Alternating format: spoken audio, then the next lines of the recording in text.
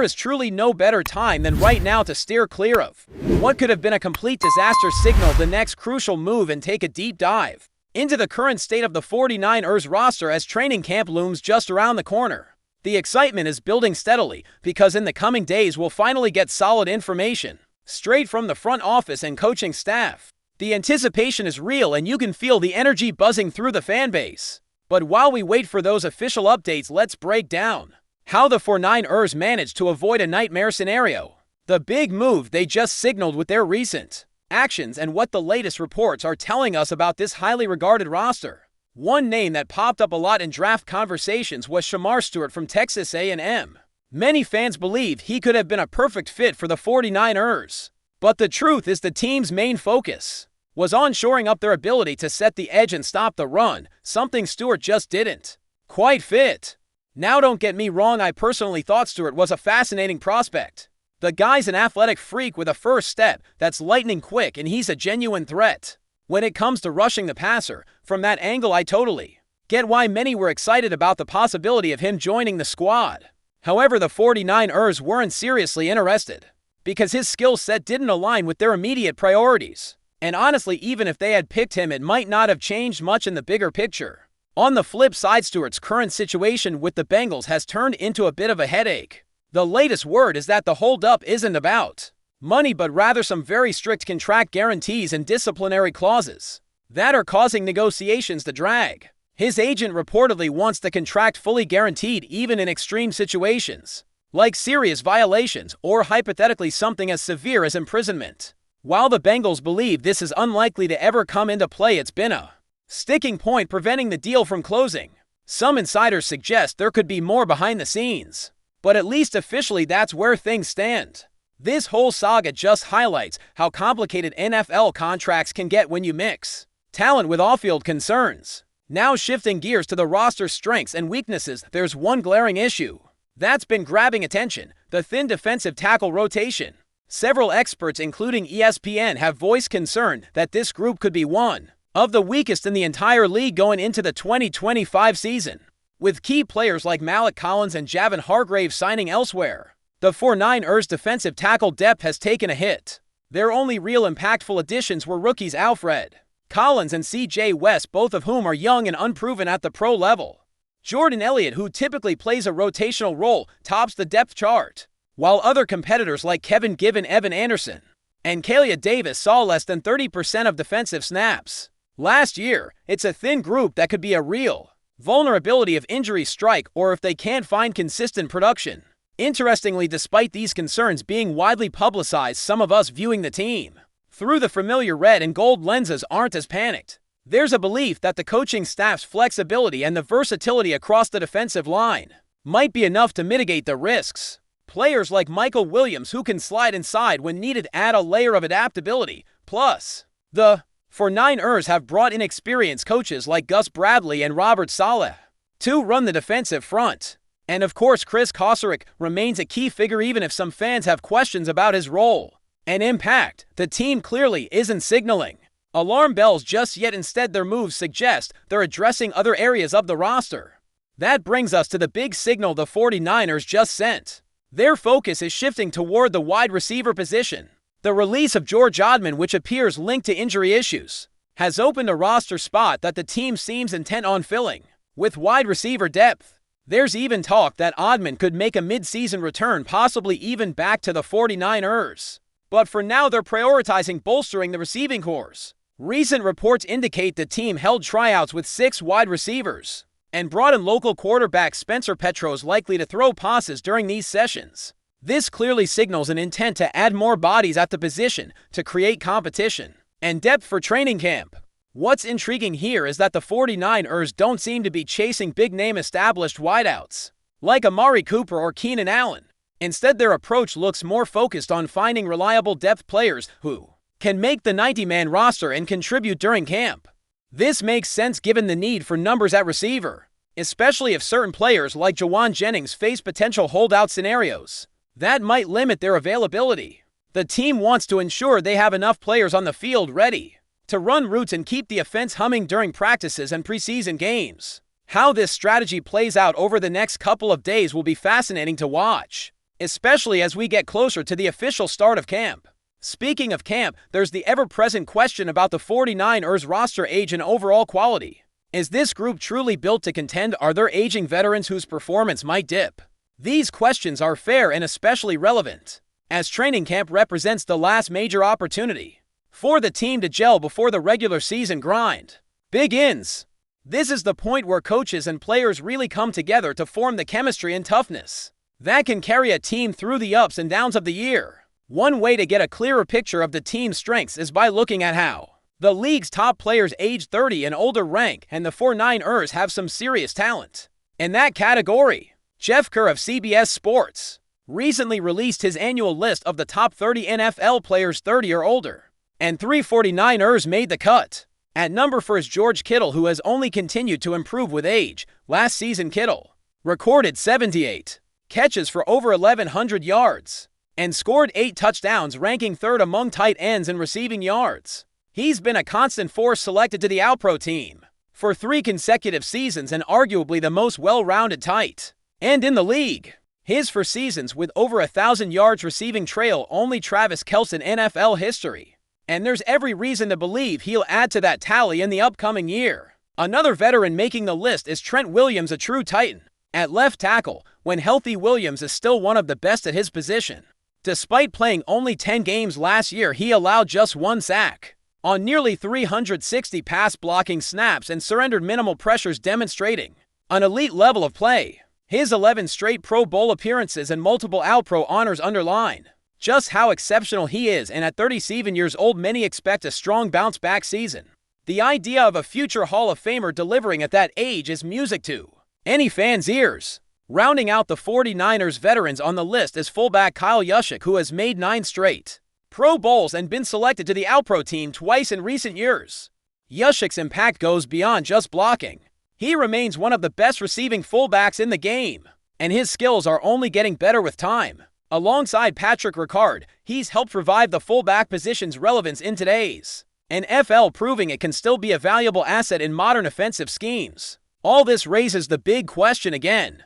Is this roster good enough? According to a recent ESPN article which looked at NFL rosters from a comprehensive standpoint, the 49ers are ranked in the top 10 overall heading into 2025. Analysts Mike Clay, Aaron Schatz, and Seth Walder evaluated every team, highlighting the 49ers' biggest strengths, weaknesses, and key factors to watch for the upcoming season. The tight end position, led by George Kittle, but also including additions like Luke Farrell and Ross Dwelley, was noted as a major strength. Farrell in particular is an intriguing signing, a 3-year free agent contract despite never having recorded a touchdown reception. His value lies mainly in his blocking ability, which could open up the offense by freeing up Kittle and other skill players to run routes and make plays. As for the biggest weakness, that thin defensive tackle rotation again came up, reinforcing the narrative that this is the most vulnerable spot on the roster. The health and availability of Christian McCaffrey and Brandon Ayuk were cited as critical X factors for the season.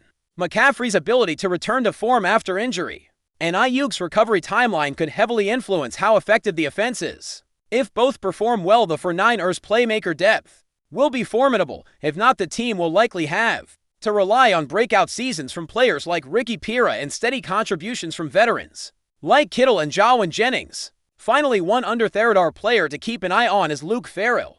Despite being a low-profile signing and never having scored a touchdown, Farrell's blocking could be a key piece in the 49ers offense, especially as the team is expected to increase to tight end sets next season. This might create more opportunities for Farrell to contribute in ways that don't necessarily show up in the stat sheet, but are crucial for the team's overall success. As training camp approaches, these developments set the stage for what promises to be an exciting and pivotal time for the 49ers. With roster adjustments underway and a clear focus on certain areas, the next few days will be essential for the team to iron out the final pieces before hitting the field. The countdown to camp is almost over, and the wait for insight straight from the coaches and front office won't be long now. Fans are ready, the stakes are high, and the story is just beginning. As the countdown to training camp continues, the San Francisco 49ers find themselves at a crossroads that could define the trajectory of their season. The buzz around the organization is palpable, yet beneath the surface, a complex web of challenges and opportunities is shaping how the team will take the field in the weeks ahead. What's clear is that the front office and coaching staff are playing a delicate balancing act, managing veteran leadership while integrating promising young talent, all the while addressing critical positional needs without compromising team chemistry. One of the central narratives heading into camp revolves around the quarterback room. After the whirlwind of the offseason, many eyes are on Brock Purdy, who last season emerged as a surprising beacon of stability and promise. Purdy's poise under pressure, combined with his knack for making clutch plays, earn him a lot of respect not just from fans but also from analysts and teammates. However, with the arrival of a new coaching regime and a shifting offensive philosophy, questions linger about how Purdy will adapt. The staff seems intent on refining his mechanics and expanding his playbook, aiming to unlock the full potential that many believe is still untapped. Complicating matters is the competition behind Purdy, where the team has brought in new faces to push for backup roles. These additions are not mere afterthoughts. The front office clearly wants to ensure depth and insurance at a position so vital that even one injury can derail a season. This competitive atmosphere in the quarterback room could be a double-edged sword. On one hand, it fuels everyone to raise their level of play, but on the other, it risks creating friction or uncertainty if not managed carefully.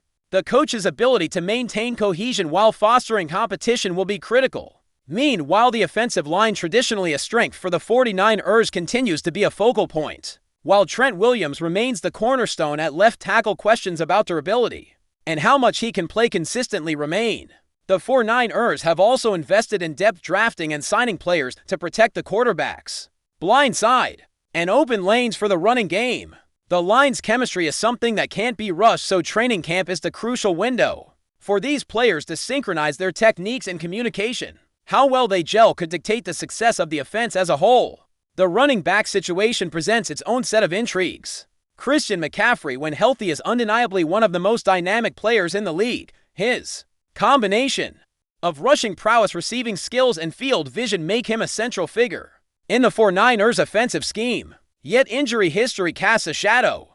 The team's approach seems to be cautious, aiming to get McCaffrey through camp and the season with measured workloads. At the same time, there's a plan to develop younger backs who can share the load and step up in case McCaffrey's availability is limited. This balance of leveraging a star's talent while preparing for contingencies is a delicate dance, but one the 49ers must master. Turning to the receiving corps, there is a palpable sense of optimism mixed with cautious realism. George Kittle remains the unquestioned leader, a physical, passionate player whose ability to stretch the field and dominate mismatches is unparalleled. His leadership in the locker room also sets a tone that rubs off on younger receivers. However, beyond Kittle, the group is still searching for consistency and reliable production. Injuries have hampered some key players, and the depth chart includes several young athletes who are eager to prove themselves but remain unproven at the NFL level. The wide receiver position has been a point of emphasis in recent moves, with the front office clearly intent on adding versatility and playmaking ability. This is important because the 49ers offense increasingly relies on quick, precise route running and creating mismatches in space. The hope is that the additions can inject fresh energy and give Brock Purdy more reliable targets to distribute the ball. If these receivers can develop chemistry with Purdy early in camp, it could pay dividends once the regular season kicks off. Defensively, the picture is complex. The team's identity has long been tied to a fierce, aggressive front seven, and there's no doubt the coaching staff will emphasize that physicality again.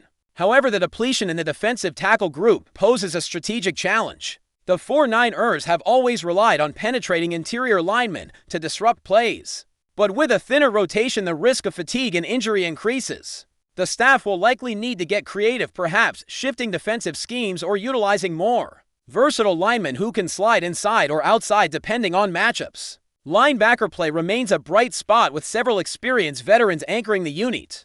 Their leadership and playmaking ability are vital, especially in a division known for physical run-of-the offenses. These linebackers bring not only toughness, but also football intelligence, often calling adjustments and reading offenses to keep the defense ahead of the play. Their ability to stay healthy and maintain a high level of play will be a key factor in how the defense performs overall. Secondary play is another focal point. The 49ers have invested in the secondary in recent years, adding speed and coverage skills to counteract the league's evolving passing offenses. Still, the secondary has struggled at times with communication and consistency, which are areas the coaching staff is keenly focused on improving during camp. With more complex offensive Schemes becoming commonplace. The ability of the secondary to adapt and react quickly can make or break the defense. Special teams often fly under the radar, but are a critical component of the 49ers' overall strategy. A strong special teams unit can flip field position, create turnovers, and even score points.